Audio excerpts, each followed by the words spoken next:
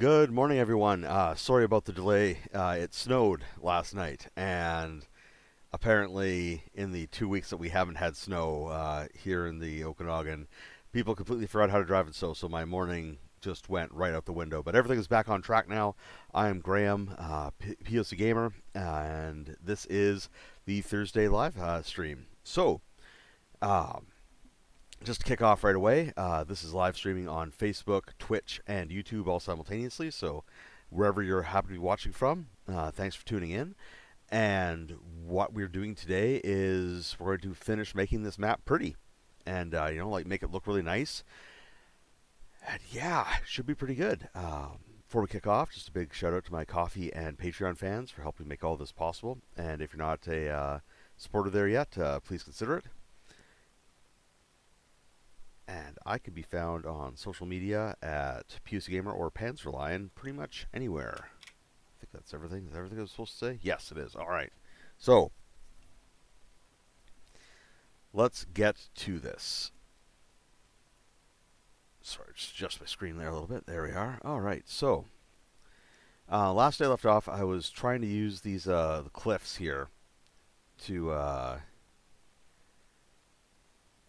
add some walls, but like I'm looking at it now and I'm not as happy with the effect as I could be. So I'm gonna change a few things up. I'm gonna play with perspective a little bit today.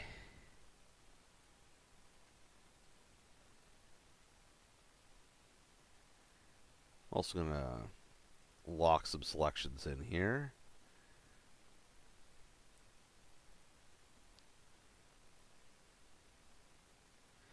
So that means I can just select whole swathes and then not worry about losing anything important here. Hey everyone, morning. Got people coming in from Twitch, nice. Alright, lock that selection. There we go. Yeah, it's astounding. Like, it never ceases to blow my mind how fast people forget how to drive with snow. And like we just had it. There's like cars sliding all over the place and just, ugh.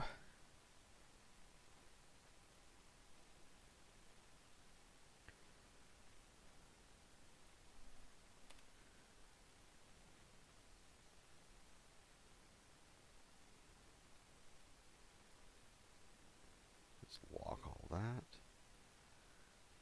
There we go. Perfect.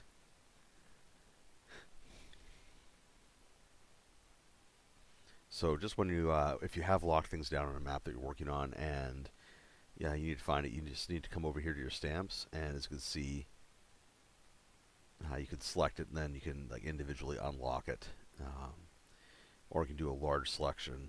Or sorry, select all, unlock, and make everything movable again. So there's nothing immutable going on.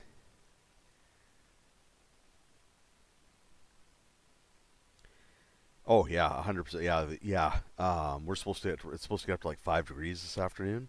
So everything that snowed is going to start to melt and then freeze to the cold ground, and then there's going to be rain. So yeah, it's going to be just, uh, picking up my daughter from daycare is not supposed to be a life or death adventure. But I will definitely be borrowing the wife's car because she's got the nice all-wheel drive Forester, which is far better for these sorts of road conditions than my 2006 Yaris. Which, while I love it, it is a fun little car. It's like driving a go-kart. It's great. Not the best vehicle for snowy conditions, especially when other people have forgotten how to drive. What should I use for this?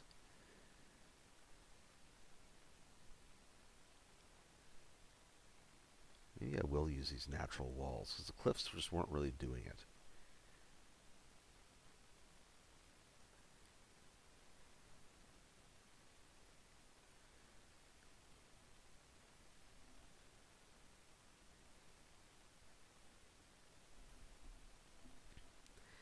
Yeah, that's always the problem. It's the other people on the road who just have decided, today's the day that I have decided to not pay attention to things anymore.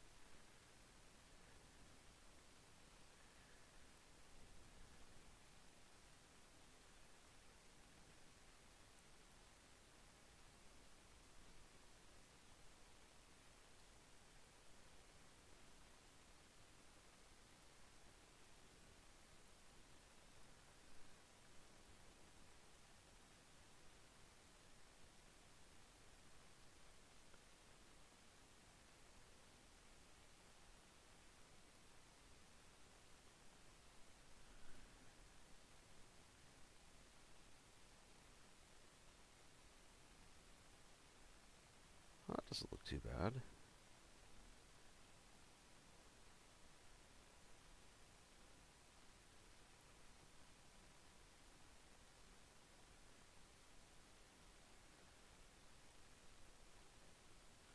So what I'm thinking is I'm just going to do one side of the map, like one edge, um, to create a artificial feeling of, um,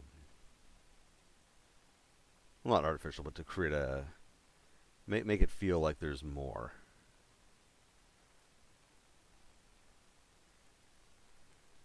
to it. Add a little bit of atmosphere. That's the word I'm looking for.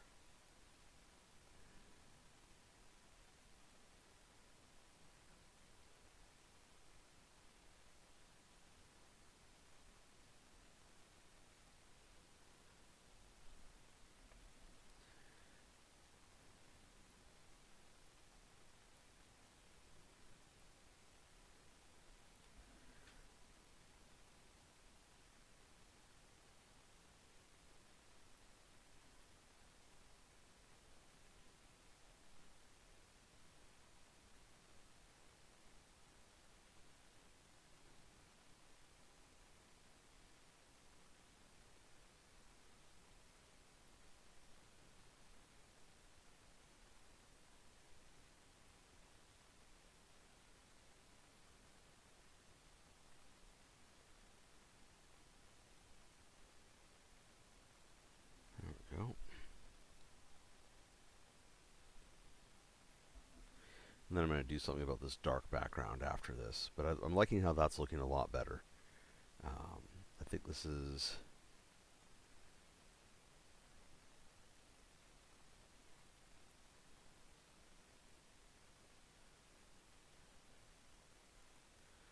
maybe a little bit more natural looking.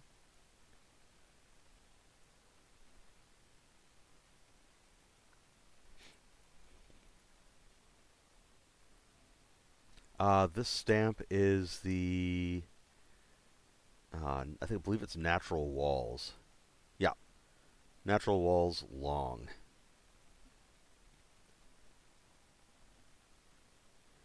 So yeah,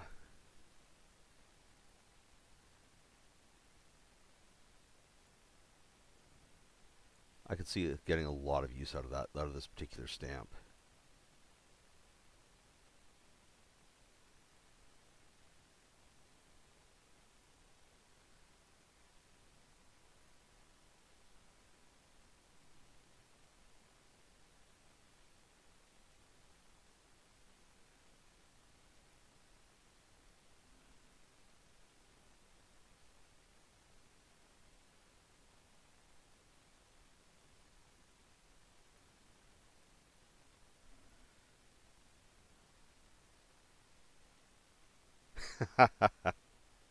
Yeah, unfortunately, that is a reality of making maps. Is every so often you'll be doing something and you'll just literally hit a wall. Yeah.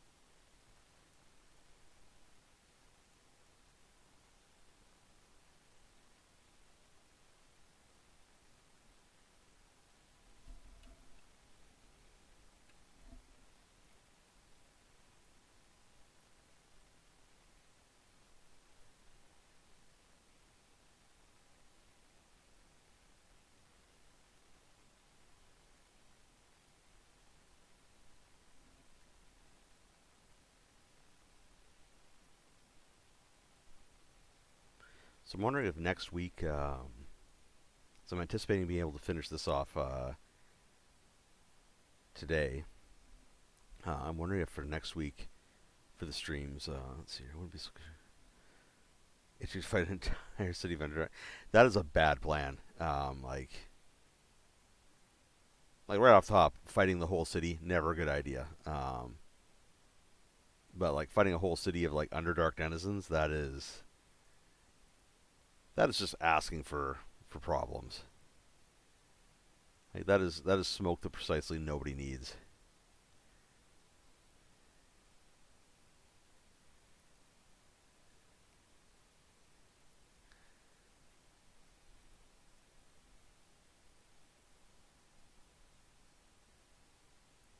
But that sometimes your players will just absolutely want to have.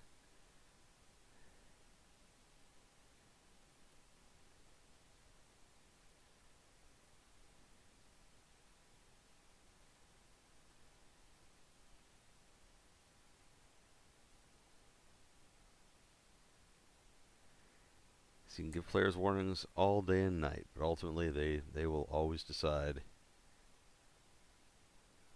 what nonsense they're going to get into.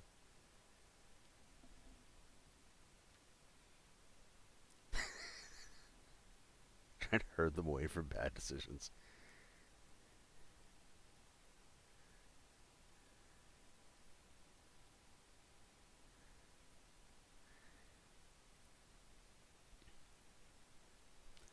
I remember years ago I stopped doing that at one point as a GM. I was like, you know what? No, I'm going to see where this goes. I want to see where this takes them. And I stopped asking them, "Are you sure about that?" And was just like, "Okay, let's do it. I want to see how you adapt to this scenario that you are creating, recognizing that this is not my adventure anymore. You are now firmly creating your own fun."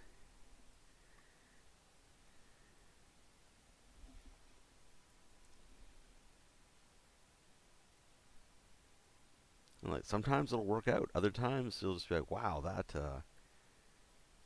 escalated quickly."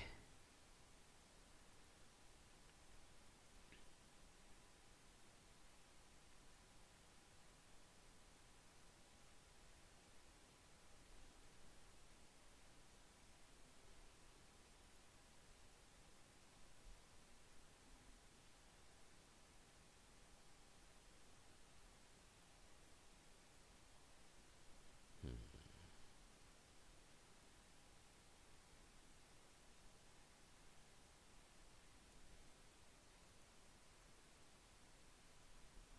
Yeah. Oh, players.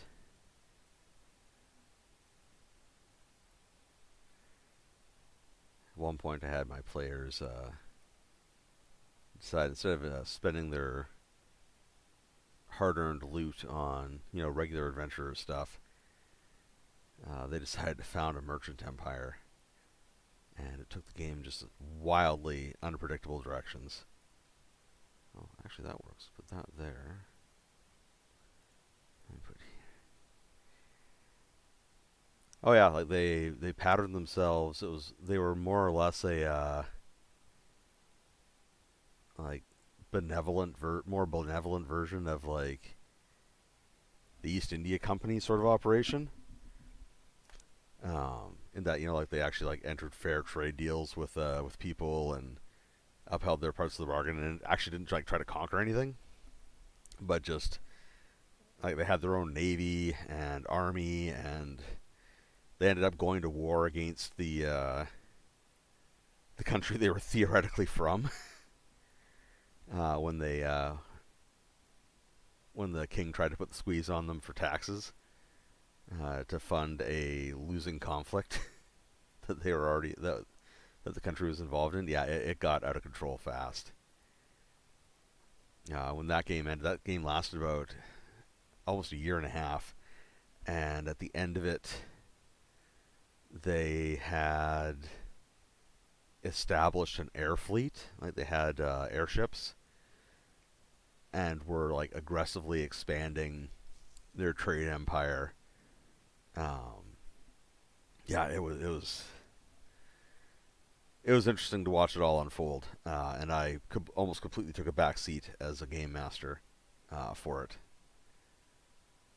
because there's nothing for me to do. Like they were driving the story, they were doing all that stuff. All I had to do was just provide the NPCs, like how other groups were reacting to them, and occasionally monsters.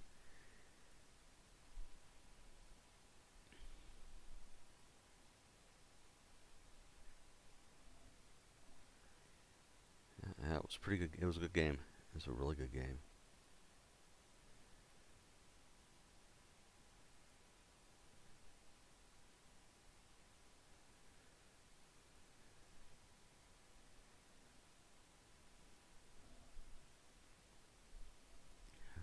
Well, what other wild stuff do we have happen in games?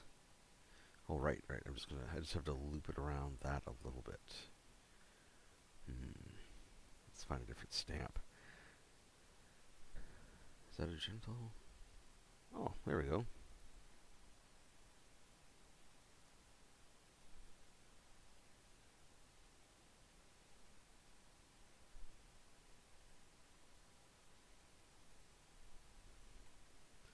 right, hit that save button, and then I'll zoom out to see what's going on.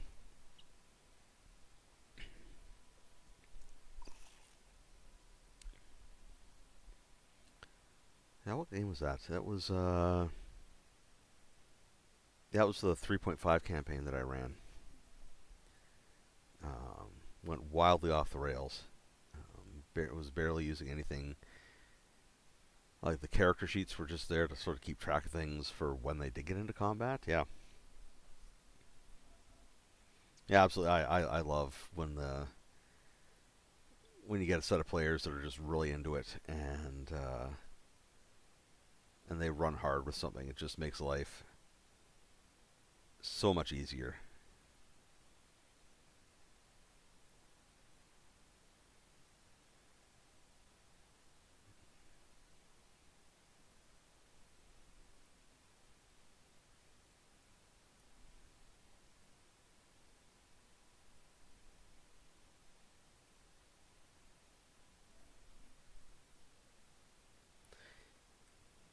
Yeah,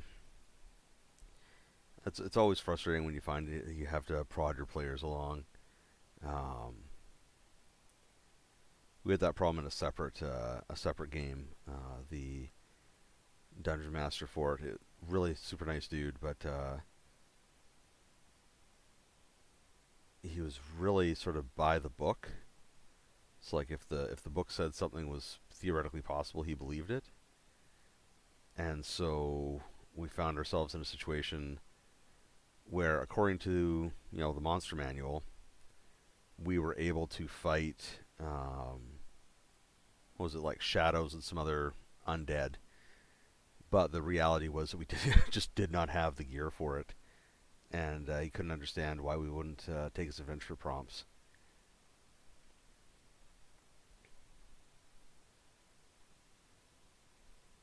Yeah, the Adventurers League stuff. There's a lot of pros and cons to it.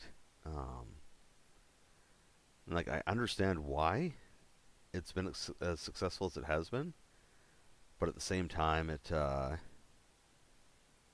of the effects that I've seen on the player base in D&D from Adventurers League have been very alarming to me as somebody who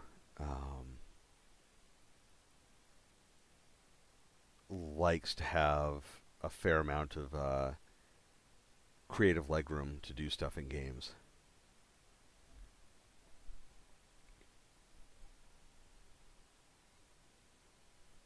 Like I really appreciate that it's a like predictable experience isn't the right word for it, but it's a things like Adventurers League provide like a very set operation, and it works well.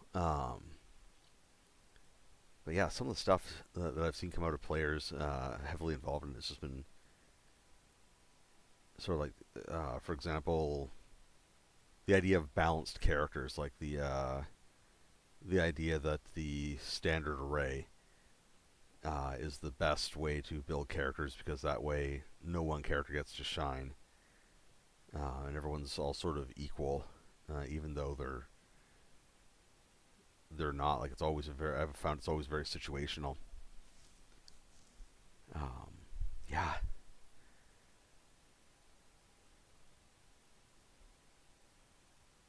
and I wish that there was money available for anthropologists and sociologists to study the gaming world more. So how's this looking?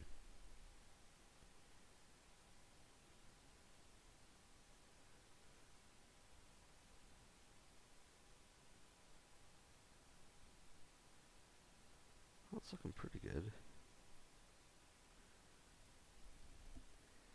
And I say that because we're just operating without a lot of knowledge about what people are actually doing and how people are thinking, how people are really interacting with stuff. Like, we rely on,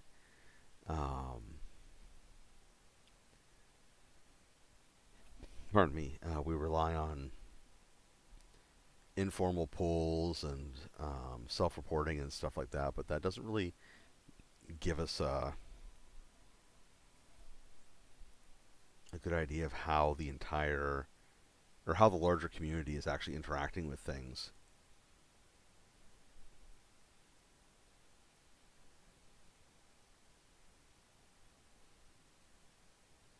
And one of the reasons I say that is because one of the things that I've found in more on the army side of my life is that one of the big reasons why I've noticed that some people have trouble communicating with and doing things with younger soldiers is because they just don't understand how they process information, what they're looking for in their information, and everything. They just assume that this the pedagogies and styles of doing things that have lasted for their, basically the way we did it is still the best way to do it. And so I'd really like to see, and so lots of studies going into the differences between um, like Gen X, millennials, and now Gen Z, as far as how they process information, how they learn, differences in like all sorts of stuff. And it's really fascinating, but we don't have anything like that for the role playing world. And I'd like to see it because I think it would be a huge help from a designer perspective to be able to actually see, like, okay, so this is how people are actually interacting with the content that I'm creating, or this is what they're looking for, instead of sort of guessing the way we are right now. Because I've seen all sorts of really cool stuff come out on, like, on Twitter, TikTok, and other places where you see creators talking about alternate methods of accessibility and stuff like that. Um, but it gets really complex really fast because people tend to talk about an area that they have specialization in or special training in as being the norm that we should all move towards. And for example, that'd be like me saying that instead of hand drawing maps or using a simple program like this, everybody should be using GIS to do all of their mapping because GIS is the best tool, and GIS formats are stable, this, that, the other. You can link tables and information to them, um, and it's just not a reasonable ask because it's a huge tool set to develop. Um, like one of the things that I would like to do one day is develop skill with. Oh yeah, it goes that way. Is develop skill with campaign cartographer, I think it's a really cool program. I've seen some of the maps that people have created with Campaign Cartographer, and they are absolutely gorgeous. They are some of the nicest maps for games that I have seen. But the time commitment for Campaign Cartographer is just outside of my available scope right now because it's a um, CAD based software set, and that's a whole separate skill set to develop. Um, that's not related to any of the skill sets that I currently have. And so yeah, oof, CAD, yeah, that is a very reasonable response. So yeah, it's outside of the a reasonable skill set that I could develop in a reasonable amount of time for the stuff that I do. It's a huge time sink to learn all that stuff. And yeah, like once you've learned it, you can produce amazing things. But it's that learning curve, and that's an aspect of accessibility that I think gets left out of a lot of these discussions because a lot of them are based around the end user and not so much around what's reasonable to ask from a creator to do. Actually, you know what? This is looking really good coming up the sides here. I may actually do the whole thing. That looks nice. I'm digging that. Another one was I remember recall for a while some people were pushing for Markdown as a norm for generating um, or for writing content. There's been a few people who've pushed to move towards HTML as a norm, which so like all your content would be website based, and like all these things have merit and they all have value. They're capable of providing all kinds of benefits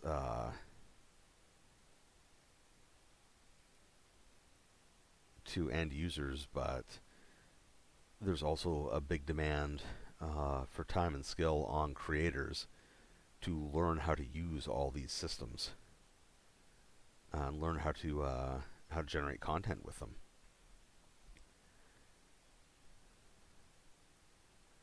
Yeah, that looks really good. That looks way better. Like that, I'm really liking that.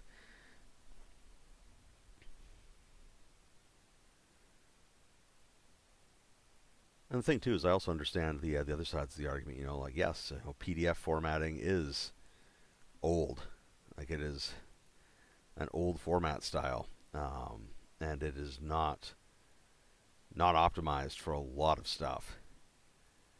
Um,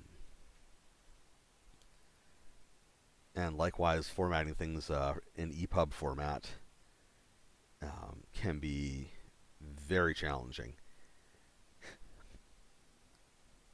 And so, like, I see the challenges there as well.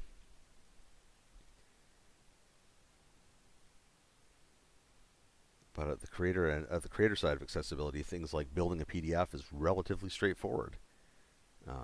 Most people, you can go onto Google Docs, write something, and then export it as a PDF, and it works. Oh, absolutely, yeah. So, got a great comment here that thinking about the conversation about the best things people are often talking about very different perspectives that are sometimes very narrow, and it's true. It's absolutely true. And I think part of that comes back to what I was saying a moment ago, where it's people tend to look at their area of expertise as being the uh, the future for whatever the subject of debate happens to be. And not because it actually is, but just because it is oh, there we go. That's like the perfect shape too. But because it's what they know and it's what they could implement very quickly.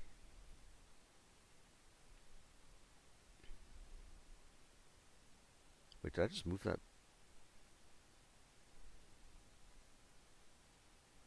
Why the heck would I move? Oh, jeez.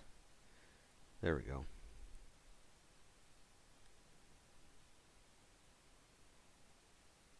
So like I've done some like personally like I've done some experimentation with trying to do things in EPUB for games, and it's been a mixed bag. There's been some successes and some problematic parts, and I find that the really hard part about playing around, like moving out of the PDF format, is finding a way to retain the nice page design and being able to maintain the layouts and other visual communication aspects. Because it's super easy just to like knock together a game, put it in text format, add some headings, and hope for the best. But to really that ignores a lot of design prompts. Okay, so what I'm going to do here is I'm just going to shrink this down and just add some land there. Here we go. Because that fit just too nicely for me to try to create try to create a right angle bend there. But yeah, like there are some really successful creators out there right now who are doing things taking a more multifaceted approach to providing access to their content. One of the ones that leaps to the forefront in my mind, at least, is Fari RPGs or Fairy. I'm not sure how to pronounce it. It's Fari, and they're out of Quebec. And when they got started, initially they had all their stuff was in HTML format, so it was all websites, and it was beautifully laid out, like fantastic. And the games they were presenting at the time, I think it was the Charge RPG system, was great. But for me, I like to read about systems either like in hard copy or on a on my tablet, and so it wasn't ideal. Then I saw like I joined a long list of people who were asking whether or not they were planning to put out a PDF, and eventually they did. Now they do both, and I think that it's really worked out well for them as a creator as far as providing accessibility to their product for end users, and from the perspective of managing to have content out that's accessible for themselves to create, because they've got obviously they have the expertise to create the fantastic like and clean, so clean layouts and so on for their website, and they managed to translate that beautifully over to the PDFs, and so they've got that great combination skill set going on.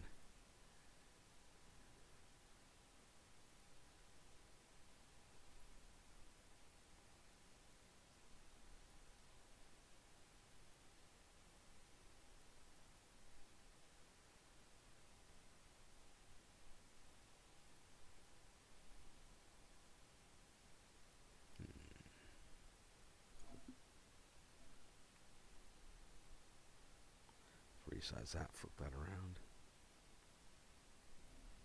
But I mean, we'll see how everything develops right now. There's a lot of people doing a lot of cool stuff. That looks freaky now. I like that. Like there's an element of claustrophobia now going on around that circle that I really like.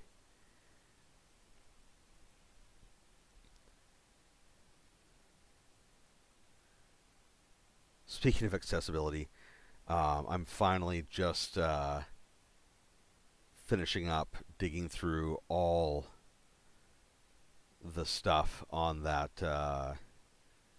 Cyberpunk Red app. I have never I did not suspect that they would put so much um, content into an app. It's what other apps for role playing games, like tabletop role playing games, want to be when they grow up.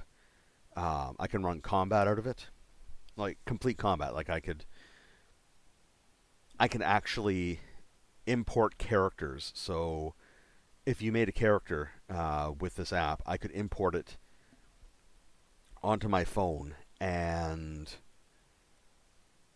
have them in there.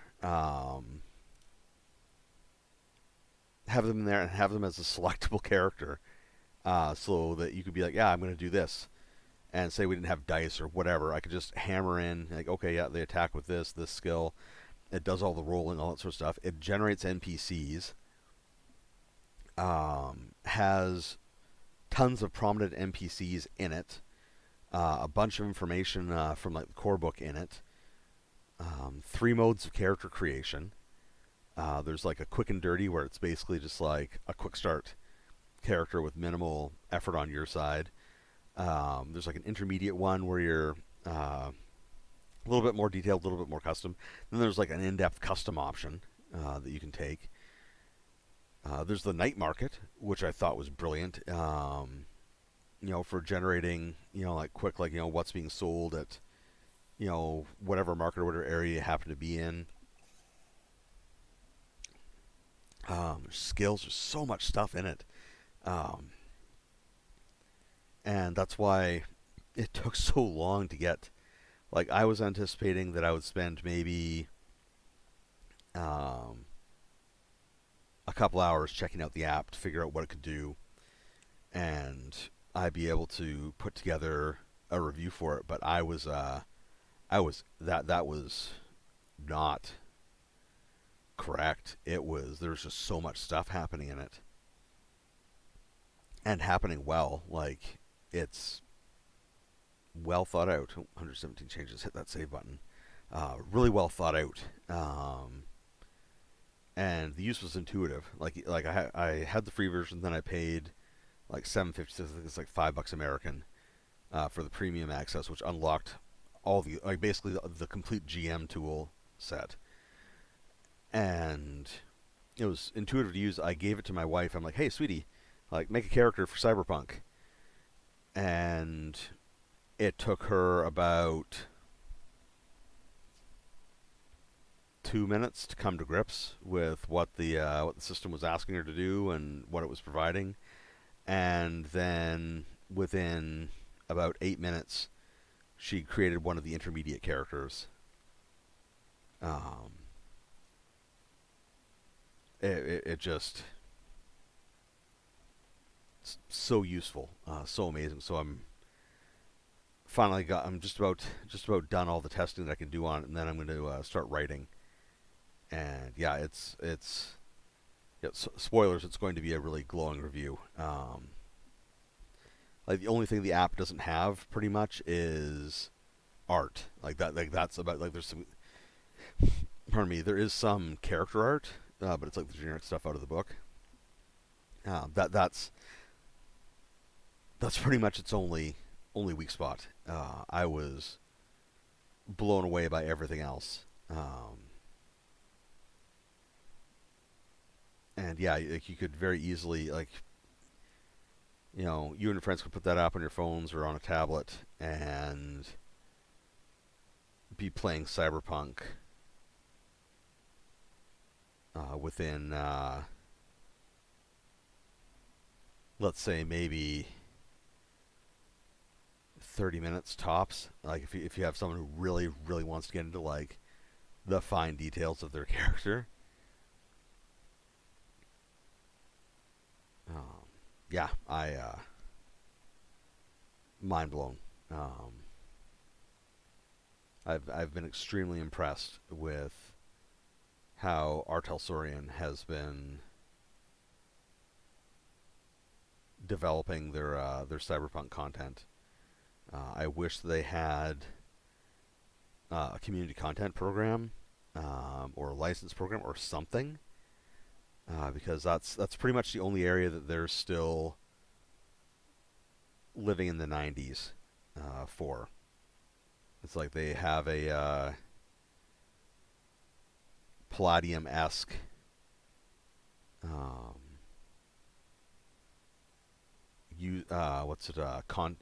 user like fan content policy, and I say Palladium-esque because it's not actually as draconian as Palladium's. Like they don't claim to own everything that you create and put out onto the internet. So they're obviously not as bad as Palladium, but they do limit it. Like it's you can they don't have a community content program yet. They don't have a license system yet, and honestly, I think that if and when they create those, we're going to see a giant cyberpunk explosion because like, Cyberpunk Red, it's well written, well executed. Um, it has enough of the familiar feels from the old game to be comfortable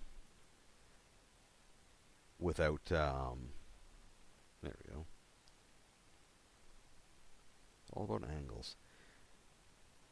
There's enough comfortable stuff from the old game to like draw you back in fairly easily, but there's also enough new content and new developments to keep the world fresh. And the updates to the interlock system have been really good. But they're just missing that content creation. Um, there's no facility for creators to do their thing pretty much, and that is that's a at this juncture within the hobby that's a almost a requirement now because there's so many people who have a ton of creativity, um, but because of the nature of the world that we live in, can't necessarily afford to just put it out for free. Although it's what they may prefer. So I really hope that Art Sorian develops something at some point. Because I mean, obviously, Cyberpunk's not going away. They're not going to, it's not going to collapse as a franchise or as an IP because of this. It's with between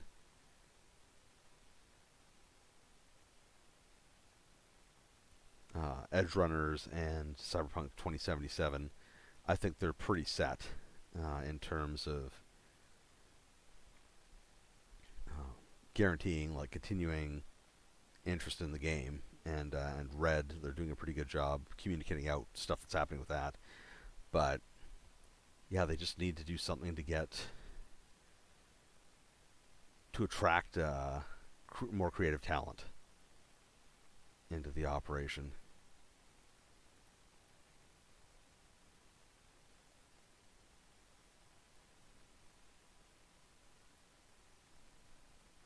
That was weird.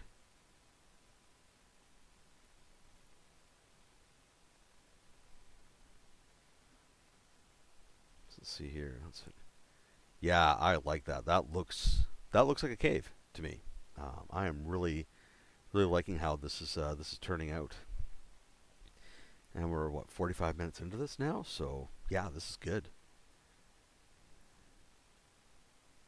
So I say that to sort of keep in perspective that on Tuesday at approximately 1 hour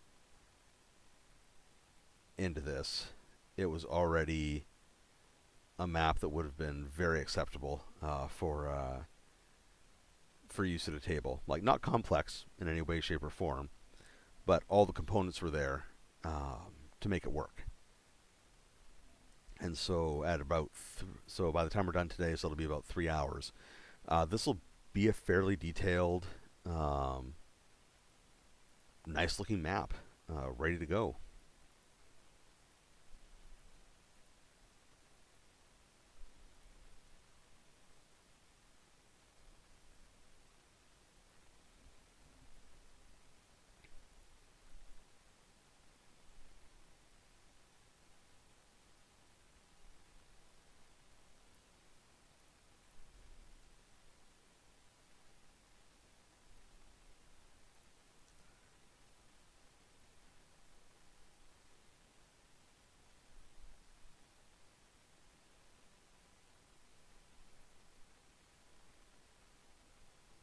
There we go. Sweet.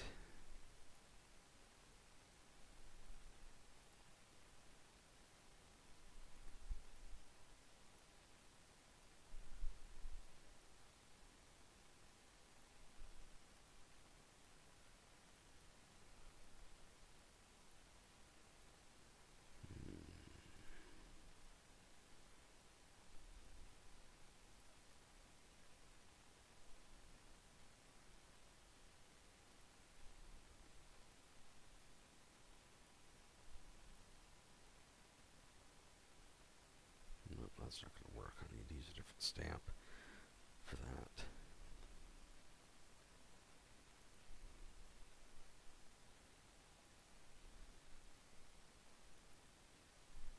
Why do I keep making those ones? I've got lots of those. Yeah, there we go. That's what I needed.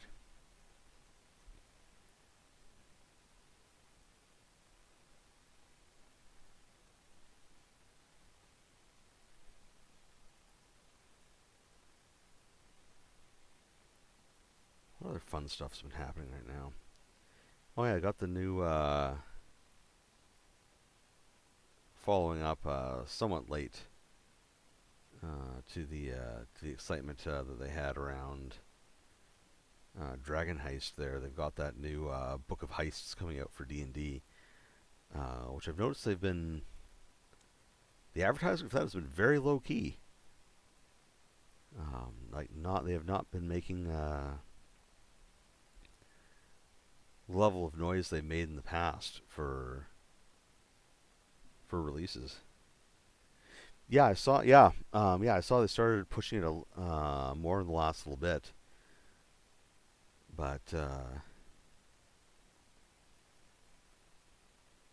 yeah, have you seen it all? Like, are they pushing the creators for it as they've done? Like, because the last few books they did, they were really huge and pushing. Oh, we had these people involved, and we had this. We had our. We were pushing for diversity to achieve this, and all that sort of stuff. And I haven't seen that this time around. Same thing. They really weren't pushing too hard on for that Dragonlance release. So I'm wondering if Wizards is souring a little bit on their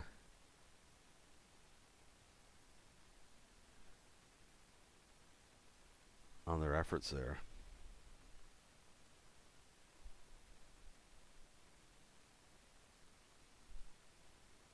These tools. I wonder if they're going back to second edition roots where they were like just had outrageous like different block picks for everything, and I'm curious about that. But yeah, we'll see how it pans out. Um, but I do find it interesting that they're being a little keeping things a little closer to their chest. And like I understand that yeah they are just fresh out of completely self-inflicted uh, scenario. But even still,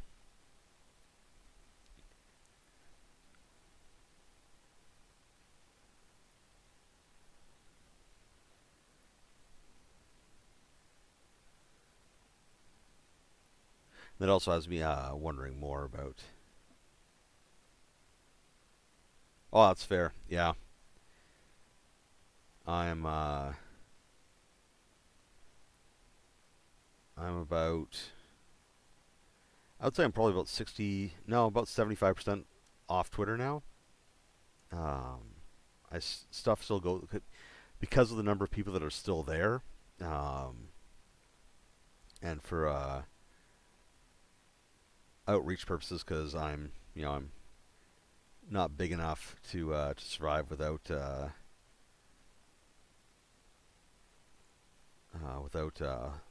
audience that was built up there and follower count that was built up there.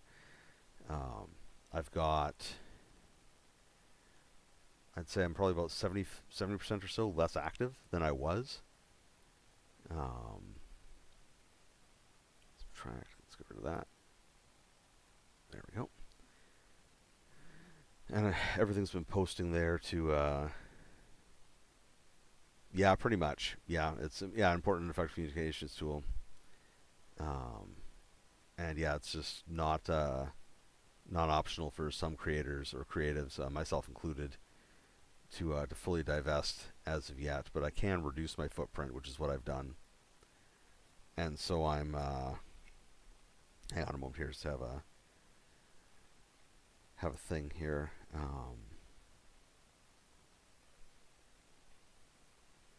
There we go. Sorry, I had to answer a message here. Um, what was I saying? Yeah. I don't have the regular work or other things yet to be able to completely divest off of it and still reasonably expect to do stuff. So, but I am. What's it? About 98% of the posts there now go through Buffer. And I personally think it's kind of funny that they disabled the function that tells you, or that used to tell people that posts were from automated services. Oh, wrong one. Add, not subtract.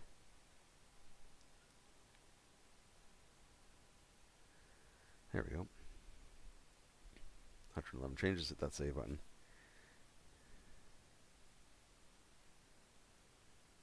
I 100% hear you. Yeah, Twitter has really become like it was always a two-edged sword. Like there's been no point in its existence where it's ever not been that. But post takeover by Musk, there it is dramatically worse, and I completely understand why so many people divested completely of it. Like you leave your just lock up your account and otherwise leave it alone, so that other people can't start pretending that they're you.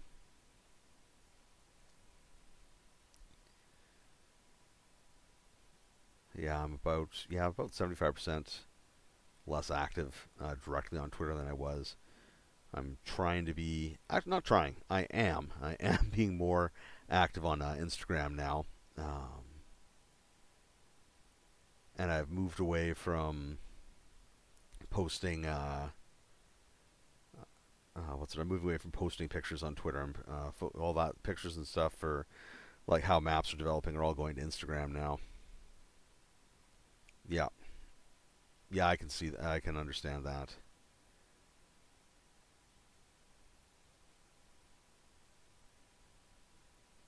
For a lot of people, it's their main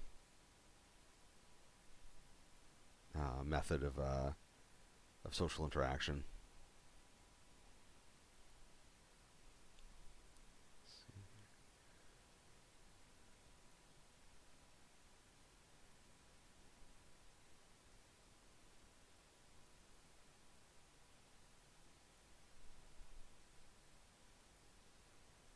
There we go.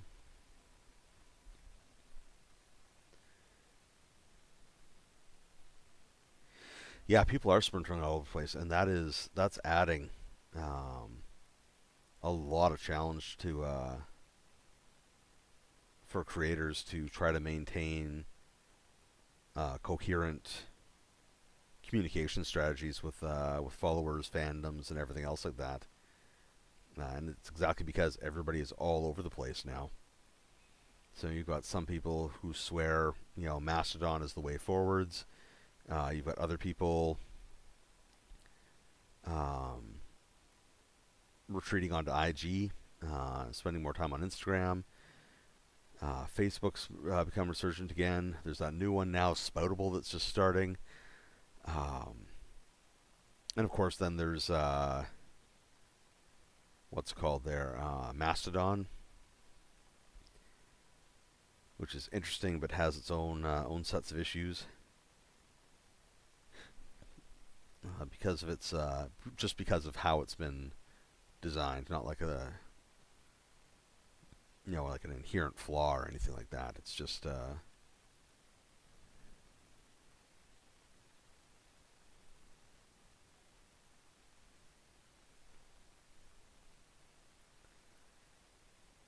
So yeah, now people are all over the place, and yeah. Hey, how's it going?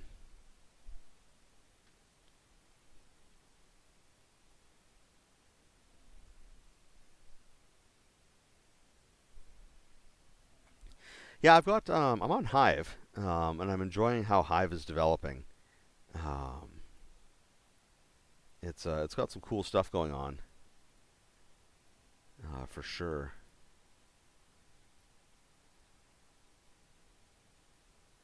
I'm hoping that he keeps developing the way that it's seems to be going right now.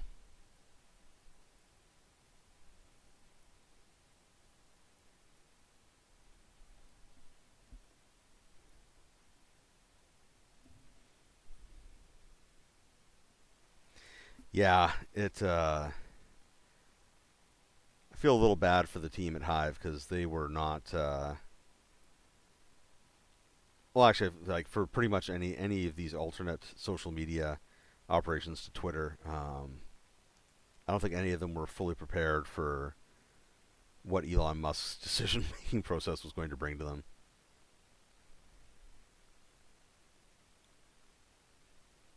Yeah, bring back the personal blog camp. Yeah,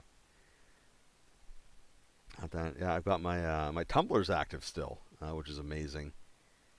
Um, so that's still something that's going on. All my posts to my the actual site pscgamer.com all still get reposted every time to Tumblr.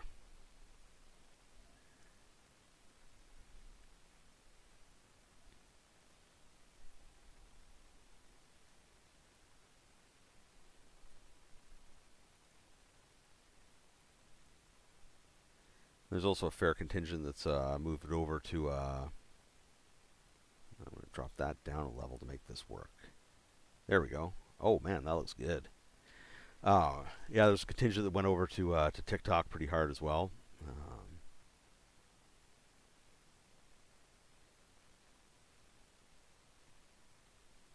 Yeah, yeah, I am. Yeah, this is. So yeah, I use Streamlabs, and I think it was in December. I Yeah, I think it was in December. I decided to try their. They were offering a the multi-stream. There was like a little temporary deal on it, so I decided to give it a try, and I liked it because it lets me stream simultaneously to a few places at once, and it's been really good. Yeah, Tumblr does have a lot of bots.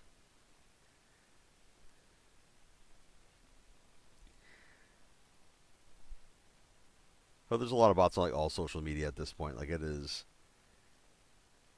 an endemic problem.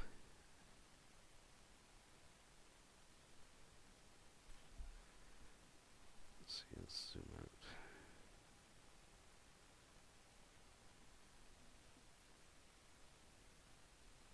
Yeah,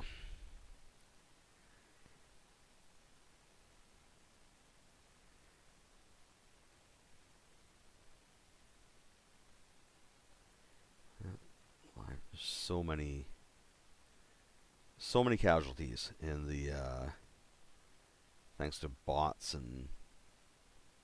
hackers, and everything else like that.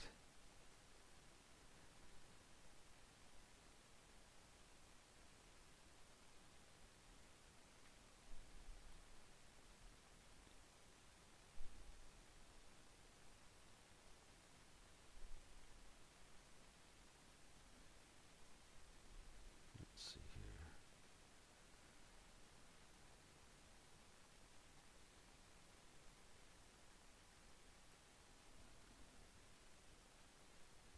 I like Incarnate. It's Incarnate is a good, intuitive map building app. As far as browser-based apps go, it's quite nice. It's intuitive to use. The license for it is extremely reasonable. I think it's like $20 or $25 a year for their commercial license, which also unlocks like HD export options and a bunch of other stuff like that. So that's all good. Its main weaknesses, as far as I'm concerned, are that it does not have one for one. They call these stamps. Um, they call these little objects that I'm adding. They don't have one for one. Actually, you know what? It's easier to show you. So if we go into the catalog, so this is what they have in the watercolor battle maps. And it looks like a lot. And it is a lot. But then if you go up to fantasy battle maps, which is in a different art style, you can see that it has radically more options if you use that. So if you start in one style and you want to stay in that style, it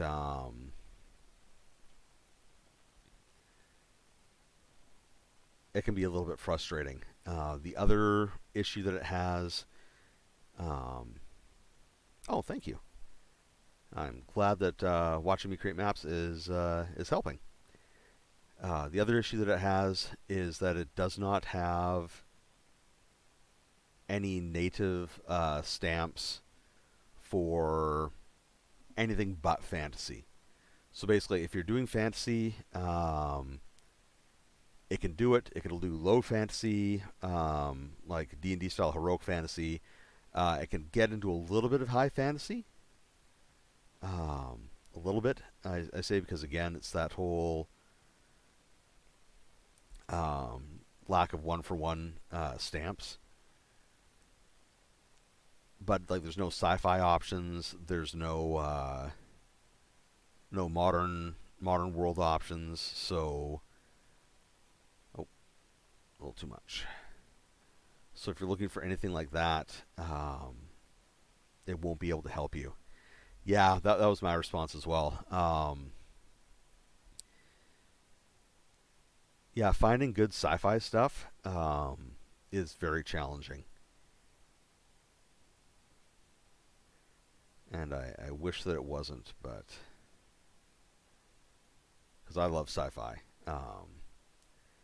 Like I'm working on right now a Breathless game, or a couple of Breathless games, and a what was it, Caltrop Core one, and I'm having to rely on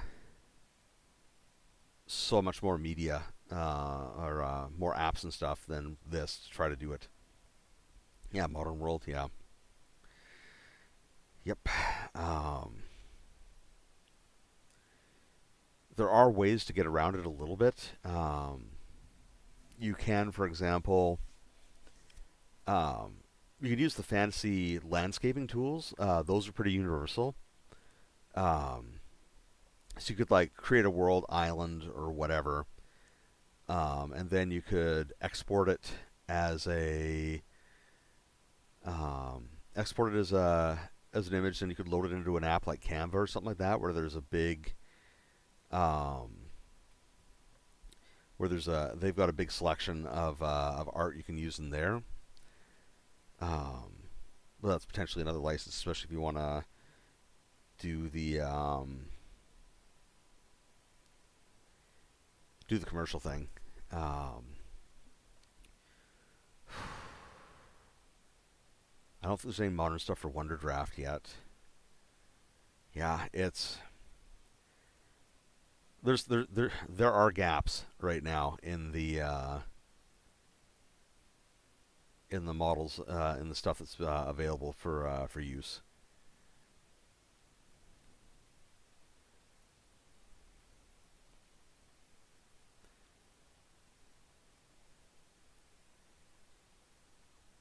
So yeah, one of the for one of the Breathless games I'm working on, I've had to use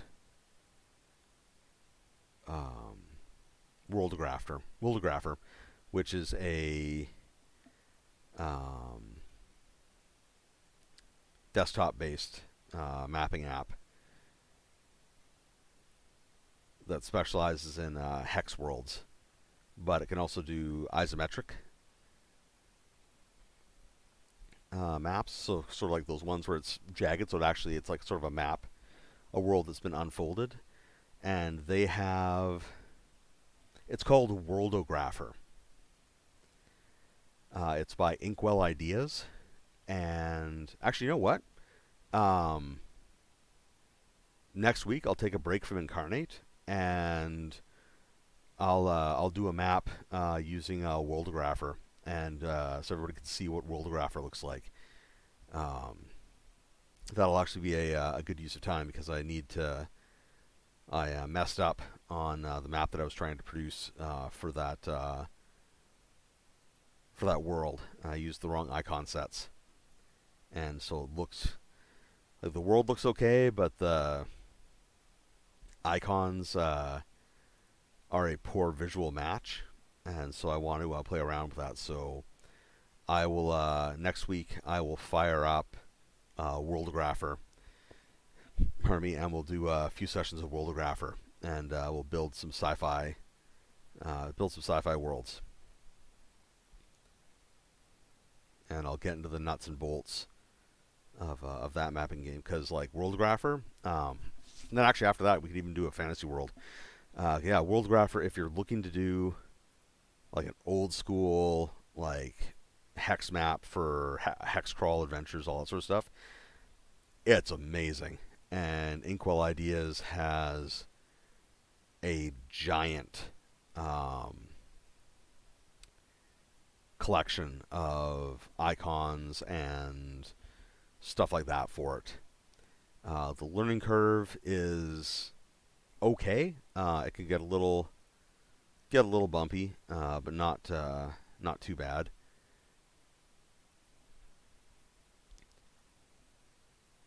And it does a pretty decent job. It even has like if you want to do like an OSR style operation, it has a stamp set that is like specifically the like first edition like BX style iconography for you to use to make all your mountains and everything else like that.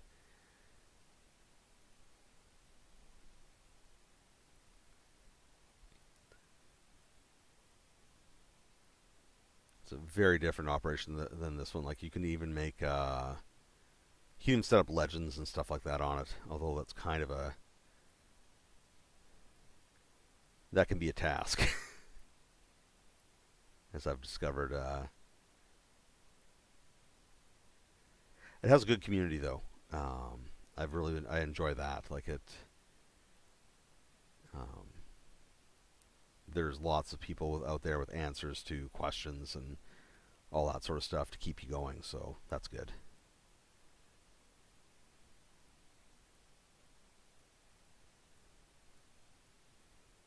I think I'm just thinking. Have I? Yeah, I have. So I think it's still public on my World Anvil page. I've got one of the worlds that I created actually has a hex map, a base hex map. I created using Hexgrapher.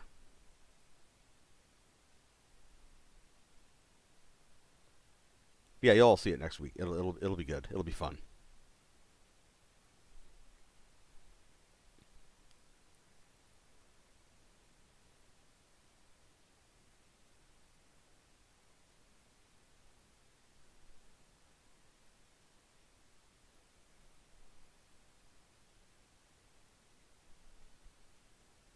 There we go. Man, this is looking great today.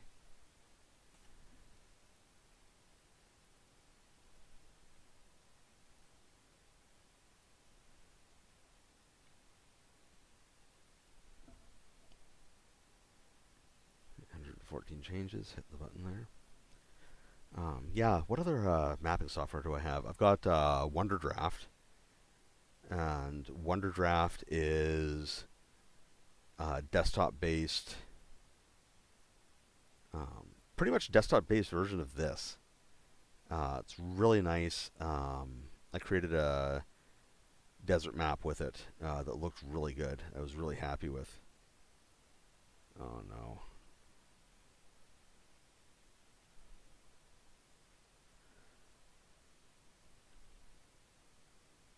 Hmm. Okay, so I'm gonna have to save this and go out and come back. I hit a button that changed something so that I can't see the rotation stuff, so that's easy to fix. Just go back and then back into it.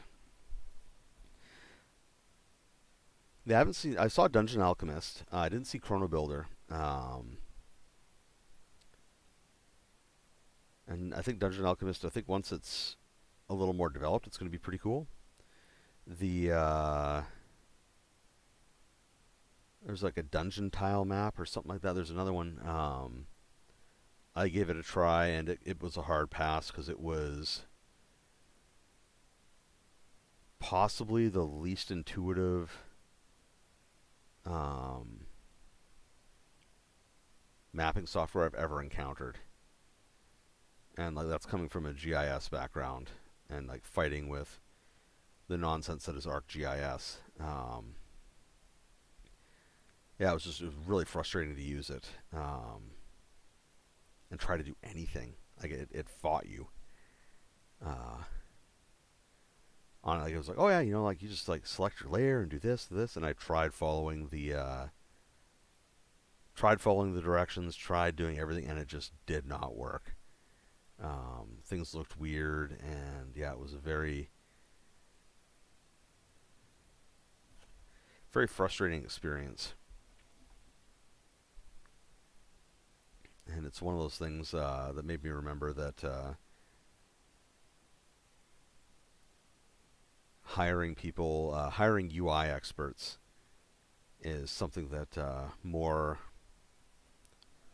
companies could probably stand to do before they put stuff out, because they'll have like legitimately great ideas and great potentially great software, and then just um, have it fall apart on them in the execution phase because it's built from the perspective of technicians and people who are familiar with it already, not with someone who is, you know, coming in from a day of work and just wants to create some maps for tonight's game.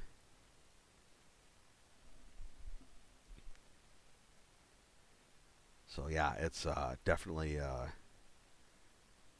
That was so frustrating. And I wanted to like it so much because it had so much potential. Because like I was looking at the sorts of maps that it made, and yeah, and that's another thing. Like I was talking about earlier with Campaign Cartographer, brilliant software, good ideas, great system. It's a whole skill set to learn it and be able to produce things that look even halfway decent. And a big part of that is because it's a CAD program at heart, with all the pros and cons of a CAD program.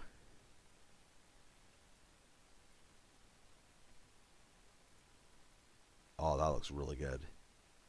Wow, I completely forgot to do that part up there. All right. was like, finally, I'm done. I'm like, oh, I am almost done. Oh yeah, um, it blew my mind a few times. So shortly after I got my GIS certificate, so that was like 5 months of drinking from the fire hose of wisdom. Um, I was hunting around, looking around for just some different jobs, and some of the job requests. So I live in the Okanagan in British Columbia, so it's the southern interior of BC. And some of the job requests or job offers out there were just ludicrous. It was things like a vineyard wanted a GIS technician who was also familiar with CAD-based planning programs, who could also operate a drone.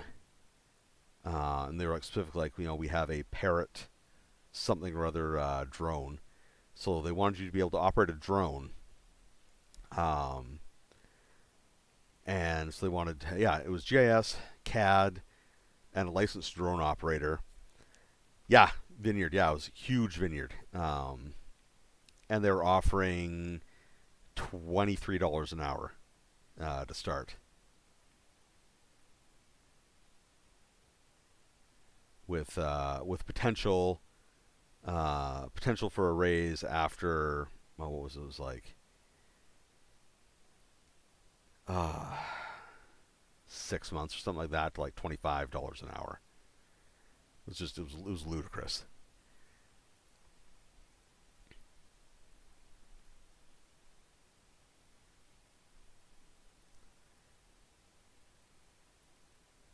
And yeah, there's a lot of people that think CAD and GIS are interchangeable. Oh yeah, yeah. I think that was everybody's response when they saw that ad. They wanted to fight them. Um, yeah, I've actually met people who think that GIS and CAD are interchangeable because for a short period, CAD was sort of covering, or CAD programs were sort of covering some GIS stuff, and you can do some GIS things in CAD. And so people figure, oh yeah, these are just the same skill sets. Oh yeah, yeah. It's I am certain at this point that it is some sort of weird um, belief that there's only that if you're not like out like actively sweating and like doing like hard physical labor, it's not real work, and therefore you shouldn't be paid better. Like I think that is where that comes from. This bizarre belief. It's like saying I should build a website in Python. Yeah, but you shouldn't. Yeah, yeah, exactly. Um, that was one of the things I brought up for a while. I worked for the Ministry of Forests here in BC doing GIS stuff, and they're like, yeah, so we do you have Python skills? I'm like, no, I'm a GIS technician. They're like, oh well, Python's part of GIS. Like it can be, it's not natively part of it.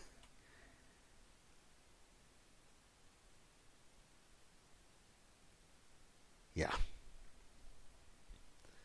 yeah, unreasonable physical expectations. Um, yeah, like they're saying like, oh yeah, like we want all of our new hires to have Python experience. I'm like, you're not paying enough. And they said, well, what do you mean? I'm like, you're asking for people who are skilled Python programmers, because Python has or what's it? ArcGIS is has been developed to have native Python support for some applications. But you want to pay people what you're paying for skill sets that are outside of this pay band.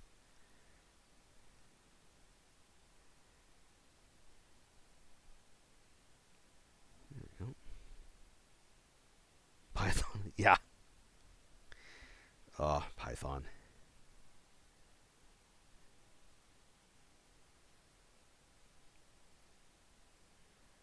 the best part about all that GS stuff was that there's still some, still lots of little bits and pieces of ArcMap that work best if you use Visual Basic. Um, and I'm not even kidding. Oh, wrong button. There we go. Oh, that works. We redesign the government web page. Yeah, that blows my mind. There's so much stuff out there that doesn't require a physical presence, but that people are like, oh no, like we need you to come in. Like you absolutely don't.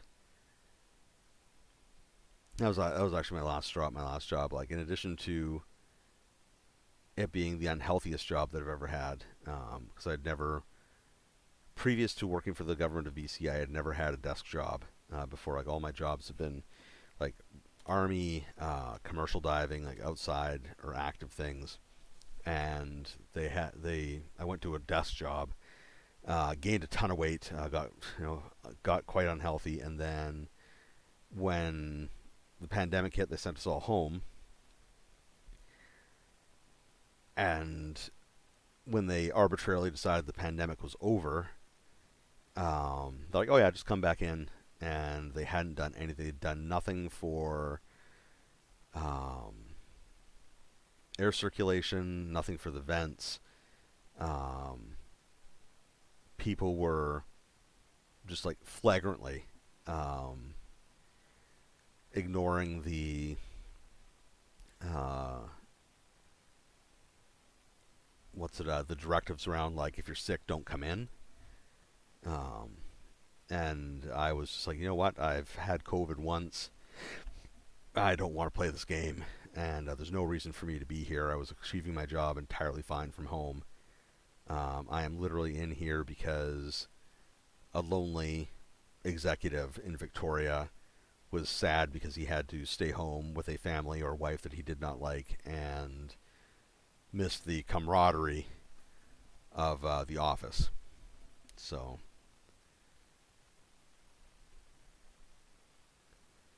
yeah, yeah, I just makes no sense.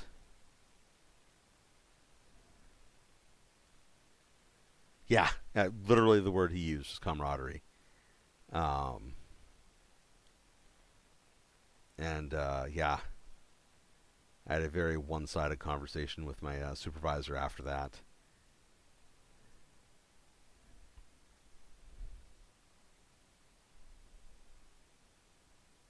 because it was not. I was like, just because his social life is tied up in work doesn't mean the rest of us have that. Yeah, pretty much. That was exactly it. That is what they had. That is what they had going on. And that was actually a problem I noticed. Let's see here, crypt walls, maybe. Let's check out crypt walls. Um, yeah, our society absolutely does need to let people make friends. Because that was one of the weird things that I noticed when I got there was that so many of my coworkers, especially the older ones, their entire life was based around work. Like they didn't have outside of work friends. Oh yeah, no, we absolutely, yeah, we lost our third places, that's for sure. But like, yeah, it was just it was like stepping into some sort of completely alternate dimension. Like they didn't have friends outside of work. Their primary social interactions were through work. Everything happened at work, and it was just alien to me. Um, and they also gave like some of the, wait, are those literal skulls? Okay, yeah, no, that's not the look I'm going for with this. Um, why would crypt walls are made of skulls? That's not good building material. Anyways, they also started getting like terrible advice. Um, yeah, pretty much. Yeah. What was the? I think what was the best piece of advice they gave to me? Oh yeah. So when I started working for the provincial government, I was what was called an auxiliary employee, which meant that I was full time, getting full time pay, but I was only legally allowed to be contracted for I think like 6 months or something like that, and then they had to review it, determine if they were going to renew, and then after like so many months, I started paying into pension, and then after so many months, I was supposed to automatically become an employee. Like you're just supposed to like automatically like level up from auxiliary to full time employee. And the whole time that this was happening, you didn't get vacation, which was awesome. Um, and so those are the conditions I was working under, and I had these well-intentioned but terrible advice. And my favorite one was what was it? Don't worry, you'll get into full-time employee status, no problem. But here's the thing: just like look for any full-time position anywhere, apply for it, take that position, and then wait for positions somewhere you want to live to open up. And I was like, how is that supposed to work? It's like, oh well, easy. Like you say, there's a job opens up in like I don't know, like New Hazelton or something like that. Um, you move up north, you just live there for a bit, and then come back when a position opens up here. And I was like, how am I supposed to move up there? It's like, oh well, you could just buy a house. I was like, what? It's like, yeah, you buy a house, you live there for like 4 or 5 years, and then when a position comes up from where you want, you sell your house and move there. I was like, you have no idea like how anything works right now, do you? And like they were like offended that I wasn't that I didn't see their advice as being valuable. Um, but I was like, yeah, like how can you?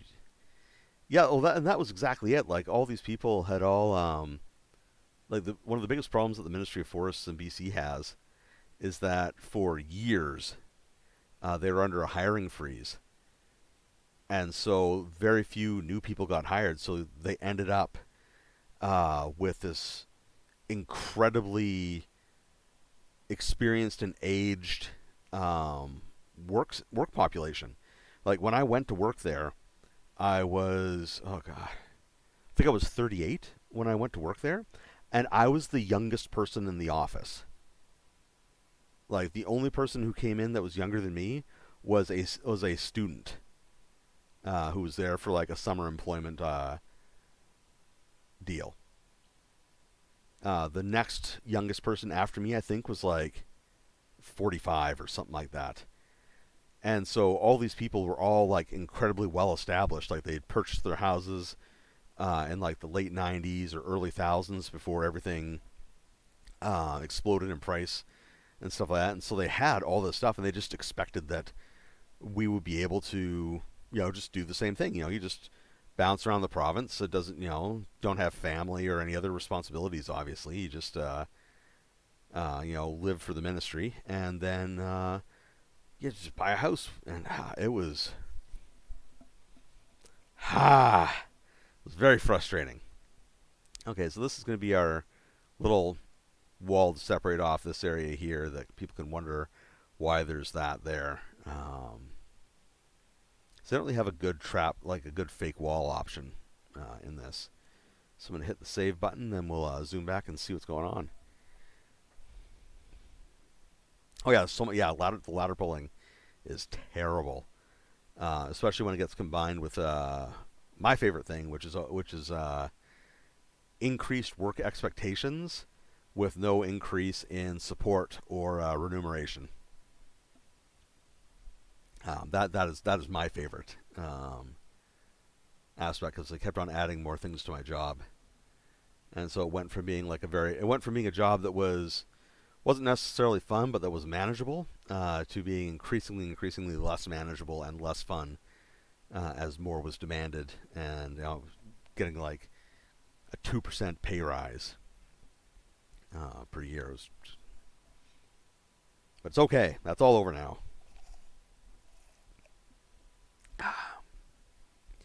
I'm doing full time nerd stuff, making maps, talking to all of you. Lost some weight, which is great. Although I'm pretty sure that like I got a recumbent bike from like the big box outlet store, and I'm pretty sure that bike's trying to kill me. But yeah, let's see what we got going on today.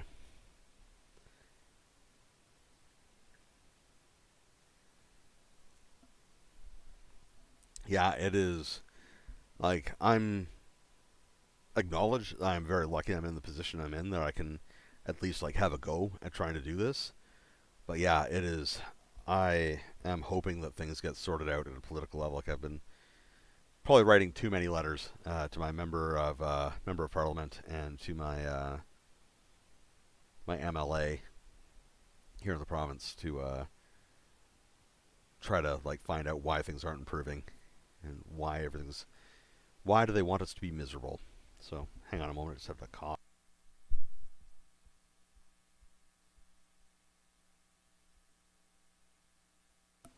Sorry about that. It's been a while since I've done so much talking straight through a video, I think. So here we are. It's been about 90 minutes. And yeah, I am liking how this is looking.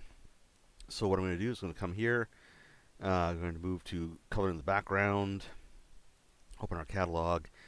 So I wanted to have something a little bit... why is everything bones? Guess I'll go with dirt. So just fill in the background here a little bit. Wow, that looks even... Oh, okay, that's okay. Okay, so I'm just going to lock everything. Lock selection so I can't accidentally change stuff. Yeah, so here we are. The mine is more or less complete.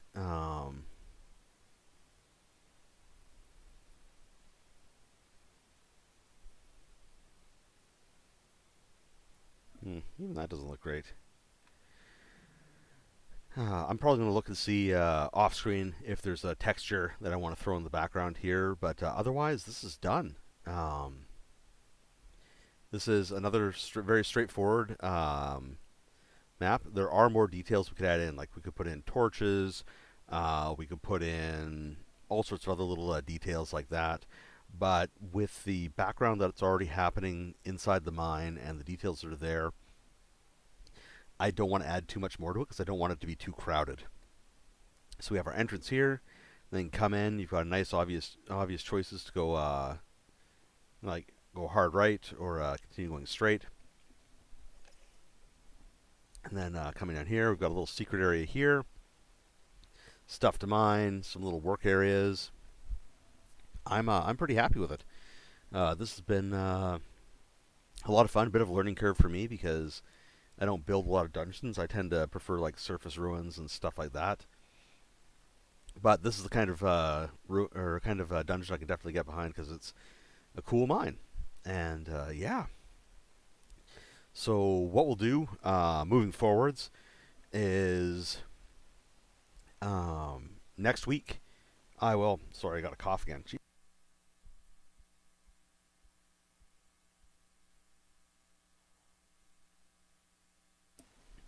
So next week we'll take a break from Incarnate and we'll move into Worldographer and we'll do some sci-fi mapping and some isohedral mapping and stuff like that with that program. It's really cool.